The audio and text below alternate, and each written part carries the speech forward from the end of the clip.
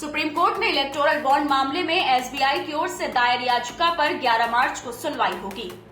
दरअसल supreme court में SBI की ओर से दायर याचिका में इलेक्टोरल बॉन्ड से जुड़ी सभी जानकारी चुनाव आयोग को देने के लिए 30 जून तक का समय बढ़ाए जाने की मांग की गई है, जिस पर सुप्रीम कोर्ट की 5 जजों की संवैधानिक बेंच 11 मार्च को सुनवाई करेगी। वहीं एचटी की रिपोर्ट के मुताबिक सीजेआई डीवाई चंद्रचूड़ की अगुवाई वाली 5 जजों की बेंच एसबीआई की ओर से समय सीमा बढ़ाने वाली याचिका के अलावा एसबीआई के खिलाफ दाखिल कंटेम्प्ट पिटीशन पर भी सुनवाई करेगी।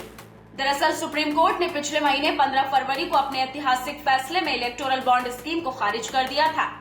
साथ ही एसबीआई को निर्देश दिया था कि वह 6 साल से चल रही इस स्कीम के तहत डोनेशन देने वालों के नामों की जानकारी चुनाव आयोग को 6 मार्च तक मुहैया कराए। सुप्रीम कोर्ट की संवैधानिक बेंच ने कहा था कि एसबीआई को चुनावी बॉन्ड का ब्यौरा देना होगा। इस ब्यौरे में ये बताया जाए कि किस तारीख को ये बॉन्ड कैश कराया गया और इसमें कितनी राशि थी। राजनीतिक पार्टियों द्वारा कैश कराए गए एक एक बॉन्ड का ब्यौरा एसबीआई मुहैया कराए।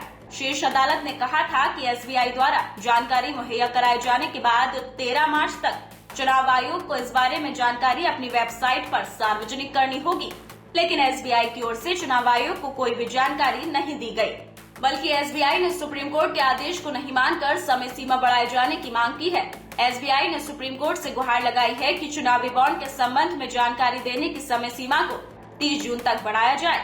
एसबीआई के द्वारा अर्जी में कहा गया है कि 12 अप्रैल 2019 से लेकर 15 फरवरी 2024 के बीच 22,217 इलेक्टोरल बॉन्ड जारी किए गए हैं।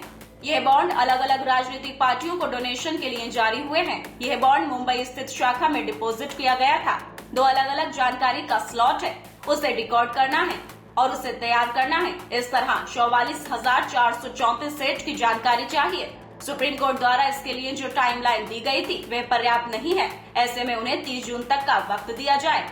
एसबीआई की इस मांग के खिलाफ एसोसिएशन फॉर डेमोक्रेटिक रिफॉर्म्स यानी एटीआर ने भी सुप्रीम कोर्ट में याचिका दाखिल करके एसबीआई के खिलाफ अवमानना की कार्रवाई की मांग की है। वहीं एटीआर का कहना है कि स्टेट बैंक ने जानबूझकर सुप्रीम कोर्ट की अवमानना की है।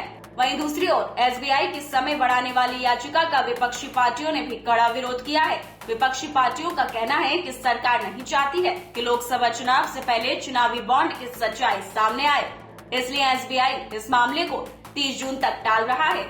फिलहाल अब इन दोनों ही याचिकाओं पर सुप्रीम कोर्ट में 11 मार्च को सुनवाई होगी। फिलहाल इस खबर में इतना ही। बाकी अपडेट्स के लिए बने रहिए न्यूज़ टाइम के साथ।